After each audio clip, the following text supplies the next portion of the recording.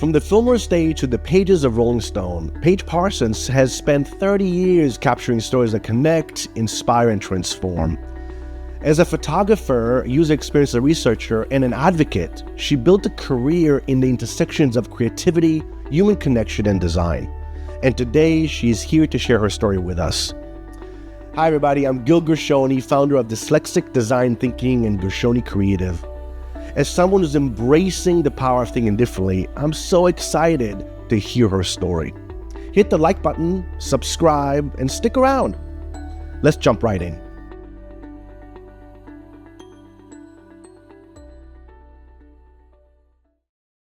I wanted to start talking about your early days. I know you were a user experience researcher. What drew you to that line of work? Tell me a little bit about what is user experience for some of our audience that may not be familiar with that expertise. Sure. User experience is, at least when I was doing it and when I was starting doing it, I think the general term means to be thinking about in a conscious, design-based way about how people are usually experiencing technology. And in my case, it was software technology. Mhm. So basically, any way that you're interacting with your computer, that's what I was generally thinking about. Where are things on a menu? Should there be a menu at all? How does the mouse work? How do you move through and do a task that you might have done in another way? And now you're trying to do it with technology. And that's what user experience is all about. I went off to school thinking I wanted to do something having to do with design efficiency, like thinking about it in the way of like a factory or something like that.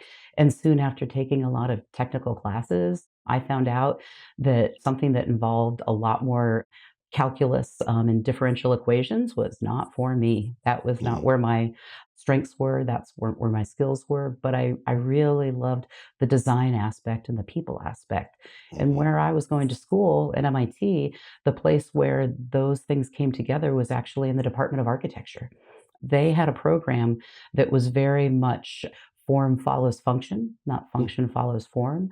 And so all of the basics of my education were about finding out what people wanted, what their desires were, and how you could create physical spaces that they could inhabit where they could make sure that they could not only do those activities, but they could thrive and Mhm. they could come together, they could collaborate, they could relax. Amazing. So you went to MIT. What a huge accomplishment.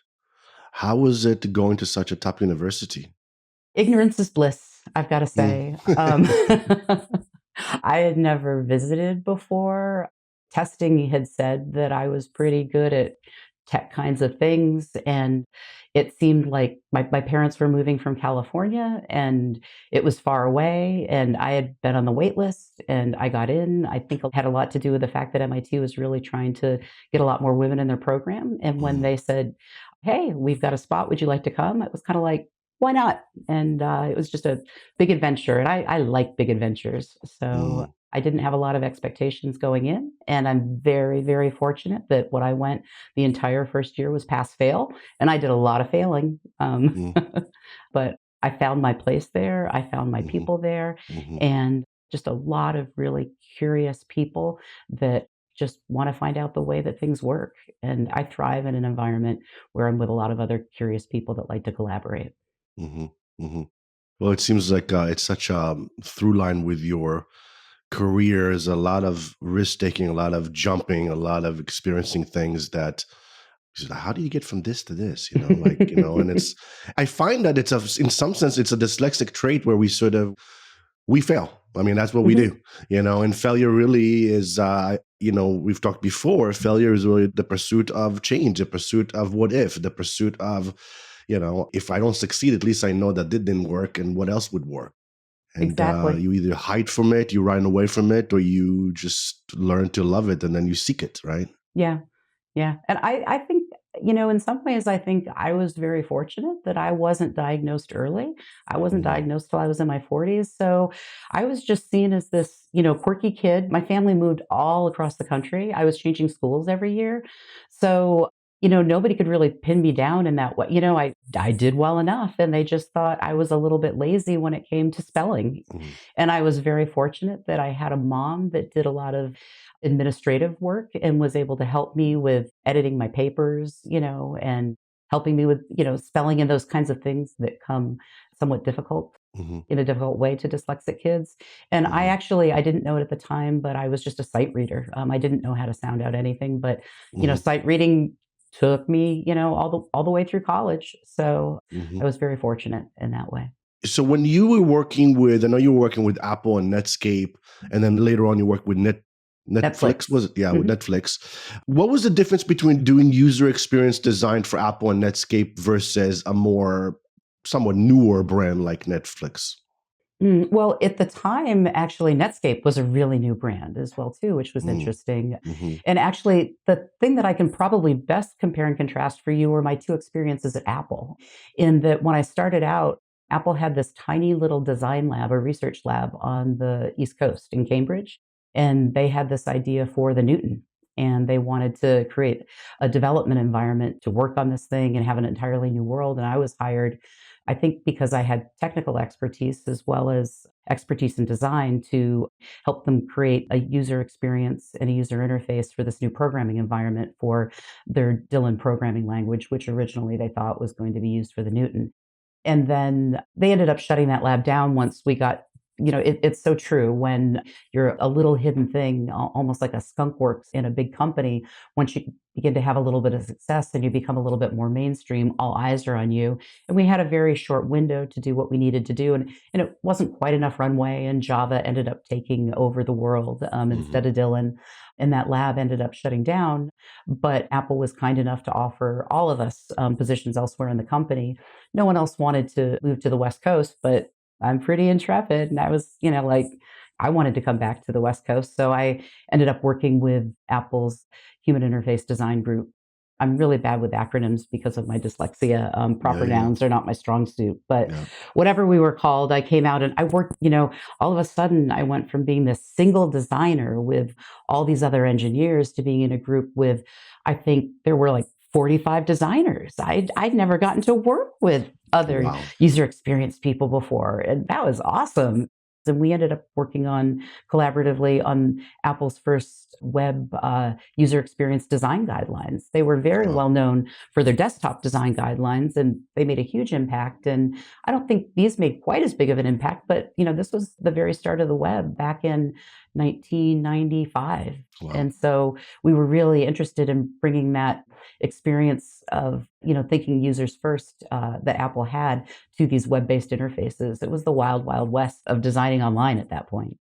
So how did you go from user experience design and working for such big brands, developing the early days of the internet, to photography, to Mm, concert and yeah, documentary photography, which is yeah. a very special niche of photography? Tell me a bit of the road. How did you get from there to there? I always have a penchant for like cool tools and tech. And, Hmm. digital cameras were where it was at when my daughter was born in 1998. And so I started taking pictures of the kids. I'm going to concerts all the time. I'm taking some pictures there.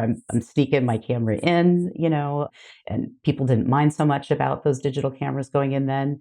And then in 2007, I happened to be going to my first music festival ever in Chicago, Lollapalooza. And I don't even remember, it must have been somewhere online that I found out about this guy, the ice cream man, Matt Allen. And he had mentioned that he was going to be there giving away free ice cream, but that he needed some photos. But I'd never done that at a festival before. And can Hmm. I tell you, I was hooked. Like, and I was so naive. I had my 11-year-old nephew with me in tow. I would leave him at the side of the photo. His name's Adam. I've got great pictures of him. And these were back in the days when they didn't mind so much at Lollapalooza, but like there's just, he's sitting on the side, while the Black Keys are playing, Wow. and it was funny. Anyway, that's how it started, and Matt needed more photography in the Bay Area. The Treasure Island Music Festival was just starting that year. Outside Lands didn't even exist yet. It started the next year. So I just became his Bay Area person for doing all of this.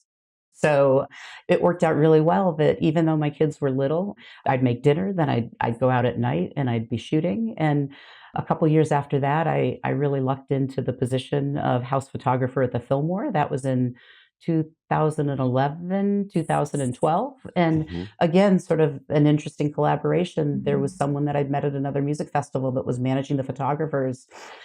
Something kind of awful happened while I was shooting, and she took care of me. And I didn't remember her that much, but she remembered me when I happened to be at the Fillmore a couple years later. And she said, "Hey, are you interested? We're hiring a house photographer. Why don't you try out? We're having a couple people shoot a sample show." I shot Amanda Palmer. And can I tell you, how lucky is it that I got Amanda Palmer, who used to be with the Dresden Dolls and who's just crazy and out there and has the most phenomenal energy, as my test show for the Fillmore? It was Wow. like shooting fish in a barrel. Yeah. I got the Yeah. position, and that was really the huge turning point for me.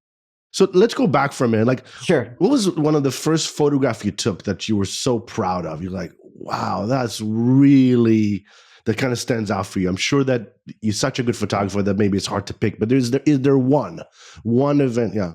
There were several that I liked, but in particular, I think I felt like I had a chance I realized that I could do this professionally when I had gone to New York with a friend to see one of my favorite bands, Echo and the Bunnymen, at Radio City Music Hall. Those shots were all right, but I also got serendipitously, there was this band, The Bird and the Bee, that were playing at a Spiegel tent underneath the Brooklyn Bridge. And I took my camera. You didn't need a photo pass. And those images, I think because it was such a small, intimate venue with, such interesting things going on, I got some phenomenal pictures of, Mm. I think the lead singer's name is Anira George. Anyway, and actually it happened to be another user experience designer slash photographer that I knew online that commented about those pictures and said, those are phenomenal. Like, and just encouraged me, said, you've got real talent here. And I'm drawing a blank with her name right now, but that really, just that little thing, I was very happy with those pictures too, but that really made me realize, like, oh, maybe I could do this. I've been doing this for a lot of fun, but what would it take? How could I, because I was still doing a little bit of part-time user experience work, really up through, let me think about this. I did part-time user experience work through 2006, I believe. And it was really in, I think, 2008 and 2009 that I really tried in earnest to make a career out of this. We all been in concerts. We know, with the noise, with the dark lights, with the moving, with the theatrics, with the band, with the coincidental, seems so challenging to Oh, grab a yeah. moment. Oh, Like, yeah. tell us a little bit, like, what is some of how do you go about it? And what's the insight from being, with the band on this, so close to the stage? What's some of the things that you do to make these really pop and capture the moment? I can only speak for myself, but I will share my secret sauce with you. And that is that everything that you just said is right. It's just such a difficult, sticky, weird situation with such strange light. But my attitude is like, just go with it. Just do your best. So what I generally do is I shoot what they would call wide open. I have, concert photography really does require higher end lenses, the best lenses, because you want to let the most light in possible because it's such a dark environment. Mm-hmm. It means that you've got a really, really shallow depth of field. But okay, that's my attitude. And the other thing is that you can, with these digital cameras, you can crank up what they call the ISO, meaning how sensitive you're making the sensor in your camera. And it generally means you've got an awful lot of noise if you do that. Most concert photographers don't do it, but I do. I mean, my attitude's, I'd rather have a really grainy picture, that's slightly blurry of what was actually going on, because we're all kind of getting jostled around in there too. Sure. And the other thing that I do that I think that people have commented on that's a little bit different is that, like I said, I come from a love of live music. And the thing that's the most amazing about my job is that 70% of the time I get to be in that 10-foot gap between the artist and the audience. And the energy is electric. And it's where my dyslexic thinking just explodes, because I don't have to think with words. It's just this sensory experience. And all I generally have to do is sort of move my body around and click a button every so often. And then when I get home, some magic shows up on my memory card. I find, and it sounds that you have the same experience, that I let my dyslexia thrive. And I love to refer to it almost like you feeding your dyslexia. Exactly. and you Exactly. becoming even more your best self in that moment. And of course, the photographs are phenomenal.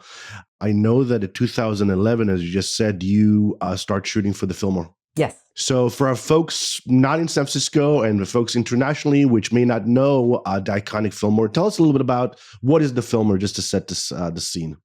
The Fillmore's moved around a bit, but basically the Fillmore is this club that Bill Graham had in, I guess it was actually Altamont before it was cut. Or actually, I don't remember the names of, again, my dyslexia, very, very bad with proper nouns. But basically, what you really need to know here is Bill Graham, this like the OG promoter of rock and roll music, Hmm.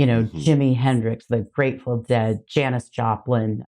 He's the man, and this was his club. Basically, the Fillmore is his legacy to rock and roll music in San Mm, Francisco. And the thing that's so cool about the Fillmore is that, like, it's still the Fillmore. Like, my right. motto is the Fillmore is the Fillmore is the Fillmore. Like, it doesn't Hmm. matter who plays, or even if somebody like rents it privately, like the staff and the people there, we all have this dedication to Bill Graham and his ethos of Mm, what rock and roll means and what live music can do for people and how it brings people together. And it's this magic place. And the thing that's not only is the staff there phenomenal, but when people come to play, when these bands come to play, they know the Fillmore. They're excited to play the Fillmore.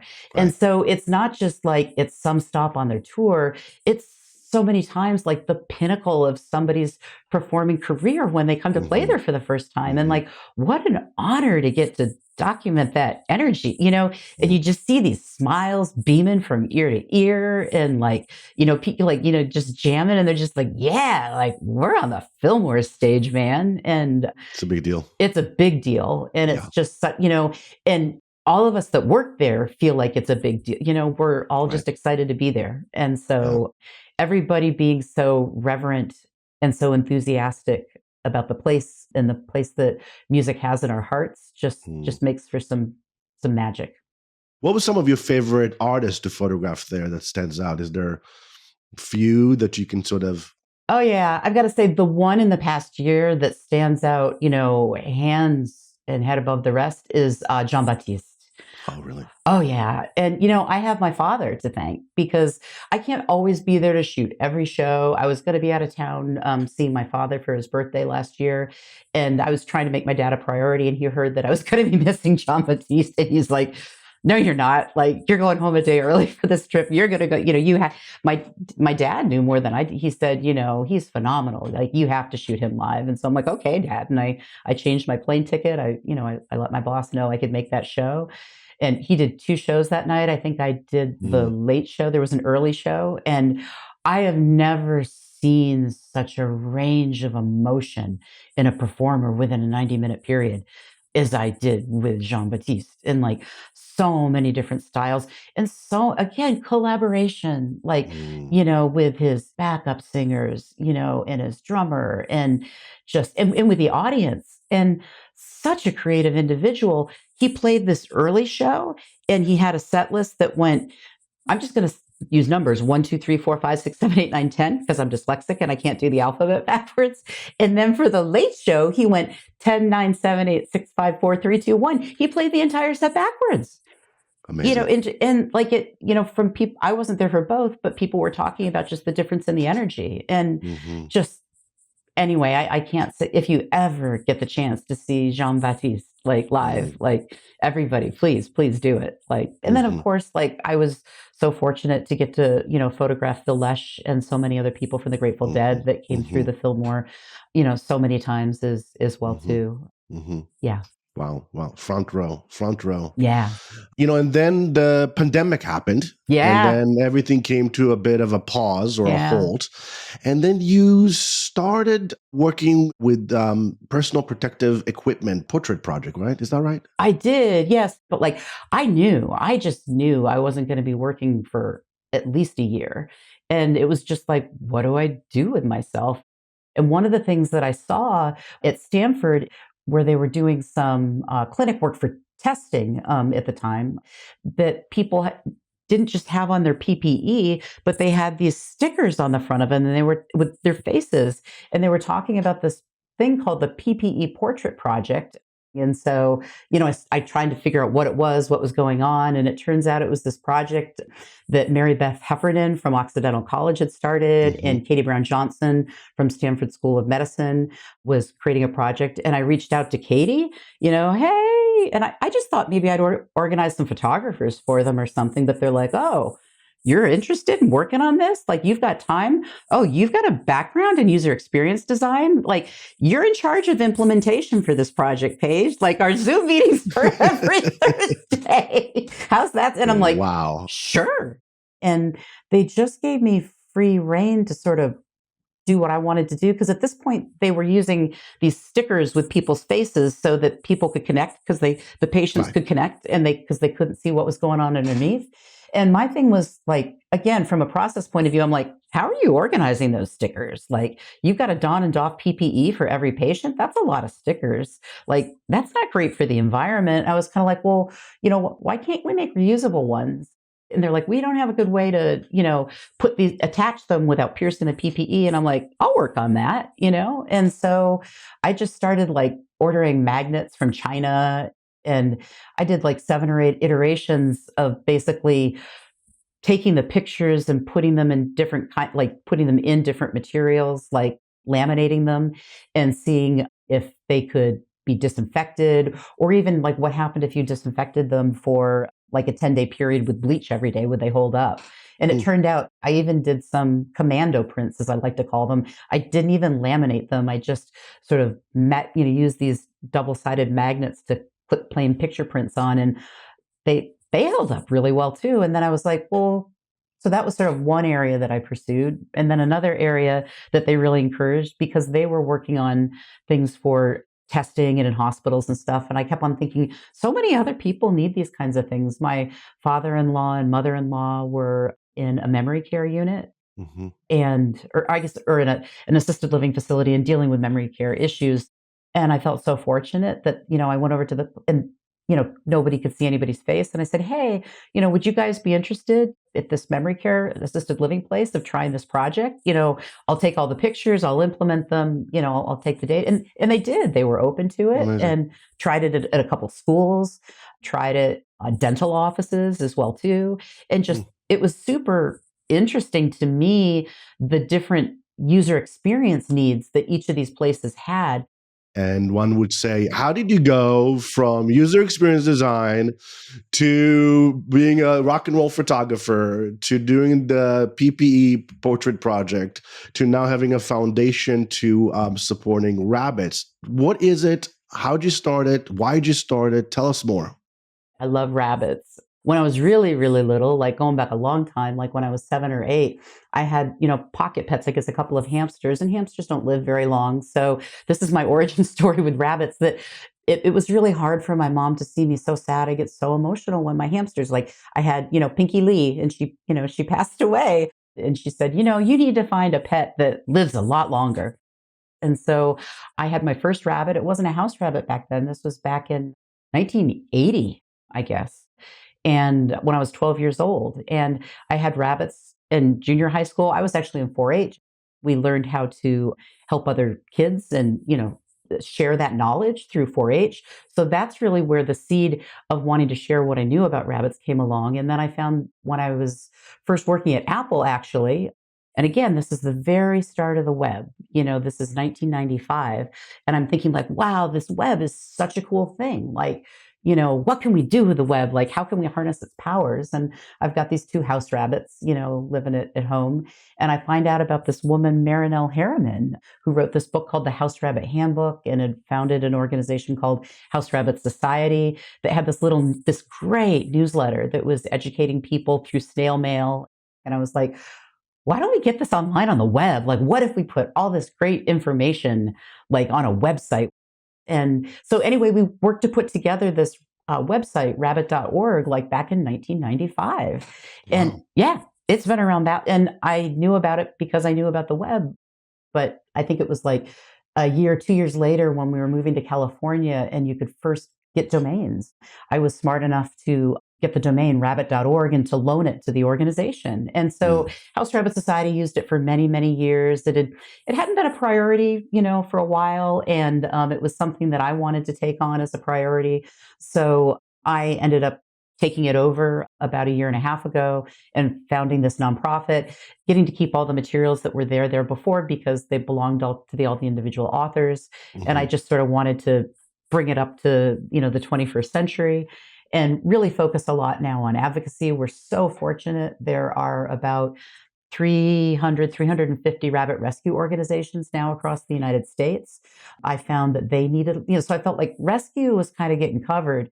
So I created this thing called Everybody, and we have about 100 different rescue organizations, 150 people in total that come together to collaborate online there. Mm. I've done a lot of work with trying to get rabbit sales and pet shops in other parts of the country stopped and advocating and letting people know. I should have said this at the beginning, but you can cut it in that way. Rabbits are social and intelligent. They belong, indoors and they need to be spayed and neutered and, deserving of the same kind of veterinary Mm. care and, compassion that dogs and cats do.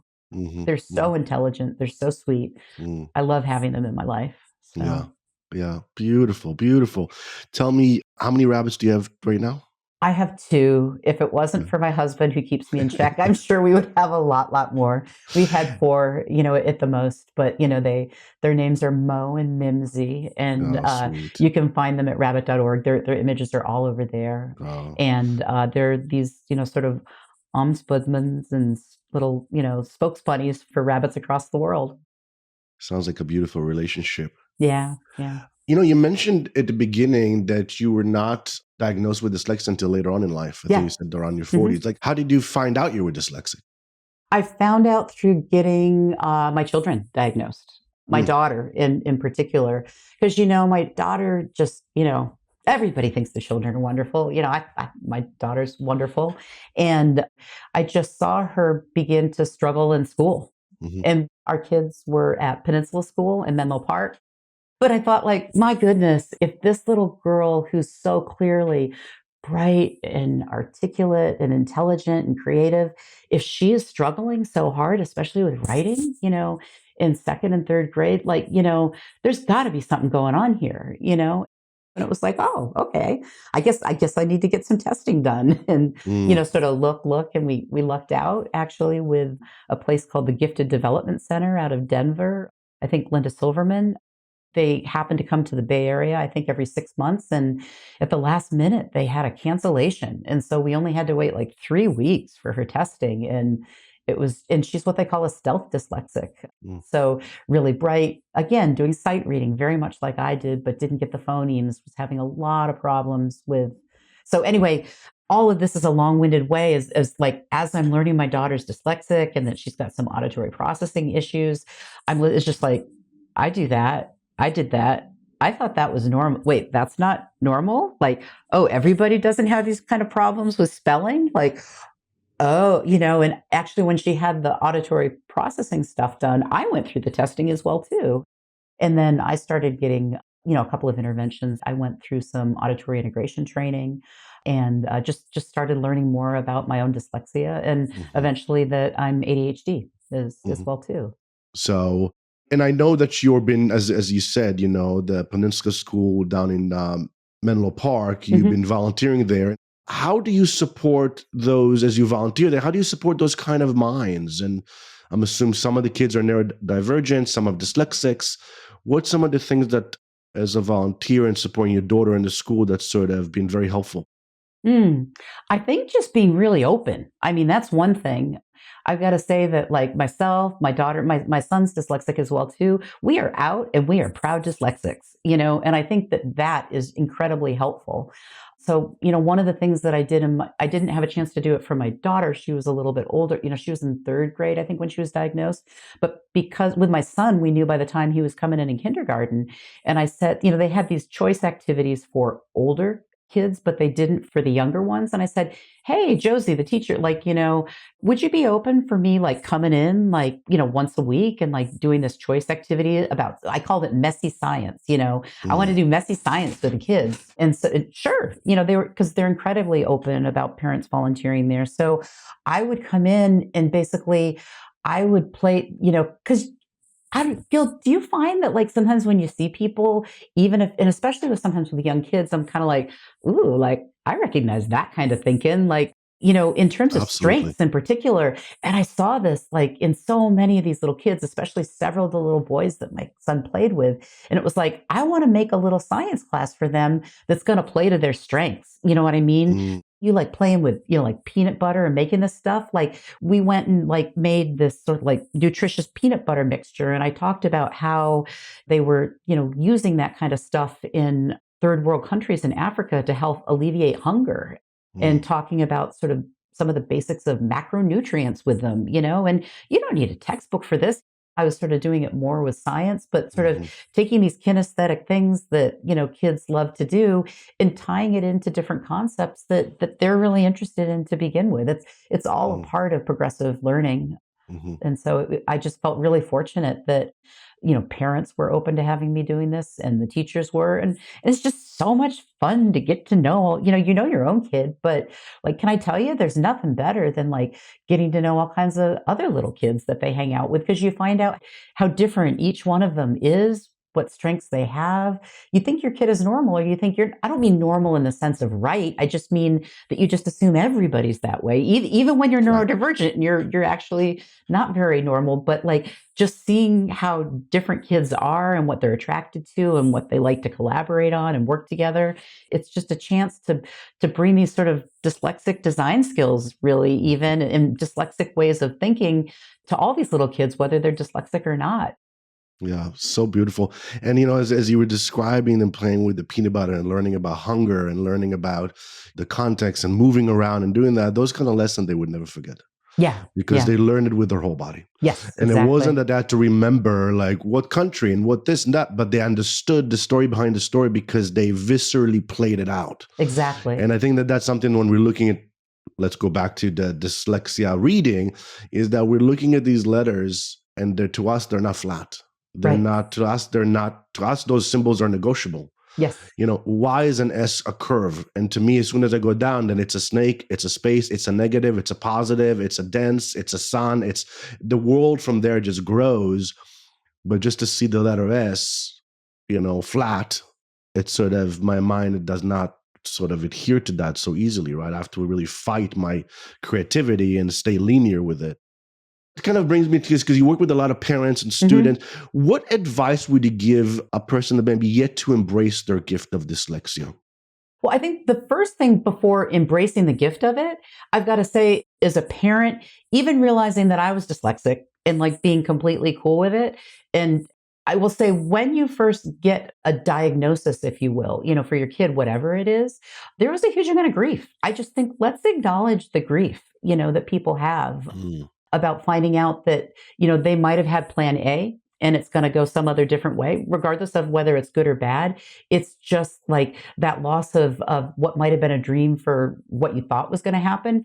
I just want everybody to acknowledge that that's a really normal thing and that's mm, an okay thing. And all the emotions regarding whatever's going on, they're all okay. But the thing that's the most important and the best step that you can take with that dyslexic kid is just realizing your own emotions about it mm, and like processing those and like trying to get those out of the way so you can be present and see what's going on with your kid. And you can see, what is it that actually brings my kid joy? Like, right. what are they like? I'm sorry, there is not a dyslexic kid on the planet that's not like super stoked about something. It's going to be different. But, and you might not necessarily even notice it as a parent, or you might think it's a big pain in the ass or it's a problem. But what you don't realize is whatever your kid's passion is, that's where their secret sauce is. And Mm, that's what's going to give them their resilience and their strength. And the mm, other thing, at least for my kids, I can't speak to all kids, but one of the things that the IDs talk about is that a lot of dyslexics are system thinkers. right. I'm a system thinker. I think you're a systems thinker, Gil. My kids Mhm, were. what can I do to give my kid more complex systems to play with? And Right. it's all about play. My daughter had there was a little girl that she was watching that was really into cars, only 2 or 3 years old. And she recommended to the parents, hey, call up the local car dealerships. She knows so many different kinds of cars. Like, find out if they're open to her, like coming around and just walking around in the showroom and looking at the cars for this kind of brand or that brand. Go to a used car lot, if they like it, and talk about the different colors, the different years that they're built, the different shapes and sizes. She's into cars. Like, again, that's sort of a big systems, like go someplace where there's a lot of them and they Right. can, they Right. can work with that. Yeah. Yeah. No, beautiful recommendation. I was talking with the parents a while back, and she's like, I don't know what my kid loves to do. She doesn't show interest in much in the traditional academic topics. She usually hangs out with our dogs. Hmm. She loves her dogs, and she really has a connection to animals. And every time we go to the park, she's like a dog whisperer. Like, the dog comes to her, they love her. And I was like, Yeah. then now let me ask you the question again. What does she love to do that gives her joy? And she just says, oh my gosh, I never saw it.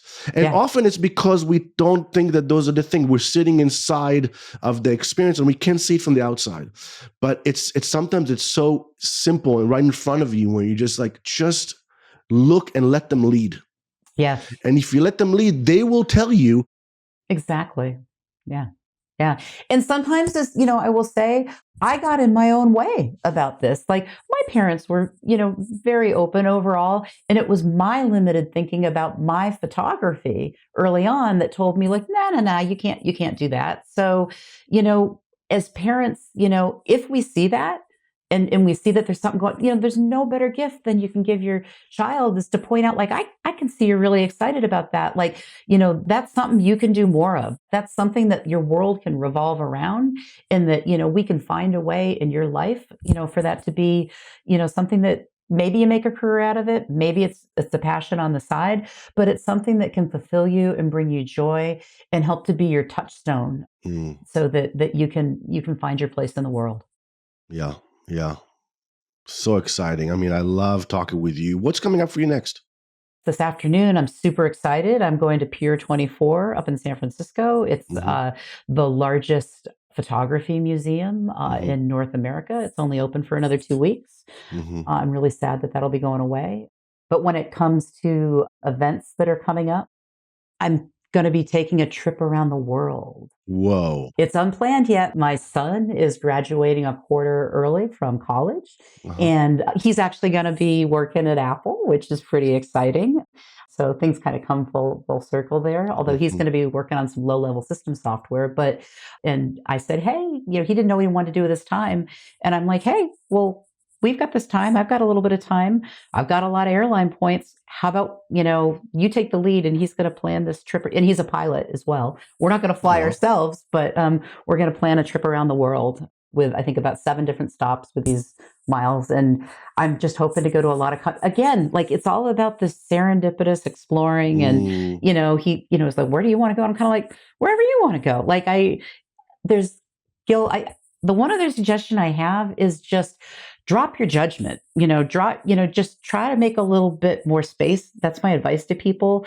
Between everybody kind of initially has a reaction, but just to sort of be with it, and mhm. because I'm kind of like, I'm not sure which countries we'll go to. Maybe they'll be my first choice, maybe they won't. But somebody said a while ago, change it from got to do something, just one letter, to get, and instead of I've got to go to work tonight, I get to go to work tonight. And Mm. so, anyway, that's the big thing that's coming up, but I can't tell you any details about it because there are no details yet, but I think it'll be pretty exciting. It So, sounds amazing. It yeah. sounds amazing. I'm sure whatever he will plan and you guys going together is going to be, one of those life experiences that neither of us you would forget. And how cool that he's going to Apple and it's a full Yeah, circle. it And is. Yeah. I'm sure you're so proud. And he's graduating early. Well done. And he's a pilot. Wow, what a child! Yeah. What a dyslexic child. I was Yeah. going to say he gets to do all these things and he gets to be his best dyslexic self, which is I love this the language, right?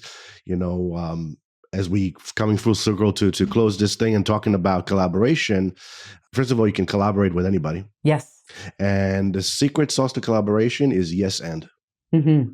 And you get to, because it makes it more and it makes it flow, and it's adding versus subtracting, and it's looking at the opportunity of saying, what if? And what if we went to places we don't know? And what if we experienced things that we didn't know to experience? And what if we come back from that adventure so much more full, because it just, we get to do that, and it happened to us in that way, versus planning and seeing and going and doing and sort of trying to stay into the more traditional trip, kind of planning and being at the mercy of the airlines and everything else that goes around these days. I'm so glad we got to talk. I am too. This has been delightful. Likewise, you're just so full of life, so inspiring. I remember when I met you at Stanford Neurodiversity Conference, right away, we hit it off and we got to sort of connect. And I find that when I find other dyslexics, it's like finding lost brothers and sisters. Mm-hmm. As when you're saying, you see, I can do that too. That's the way I think, because dyslexia is how I think. It's through and through. It's my whole body. It doesn't segment between the good things, the bad things, and the difference. Everything I do is dyslexic. And when I meet another dyslexic like you, I just light up. Yeah. And I'm sure our audience got so much out of your life experience, adventures, and doing things. So thank you so much, Paige, for joining us today. I really appreciate it. Oh, thank you, Gil. This has been a delight. So thank you so much for having me on. If you enjoyed our conversation today, be sure to subscribe to this series wherever you get your podcasts. Visit dyslexicdesignthinking.com to learn more about our latest initiatives, including Dear Dyslexia, the Postcard Project, or to book Gil to speak at your next event or conference. Stay connected on Instagram at Dyslexic Design Thinking, or drop us a line at dyslexic@gershoni.com to receive our monthly newsletter and learn more about our upcoming programming. Dyslexic Design Thinking is produced by Gershoni Creative. Until next time, be well.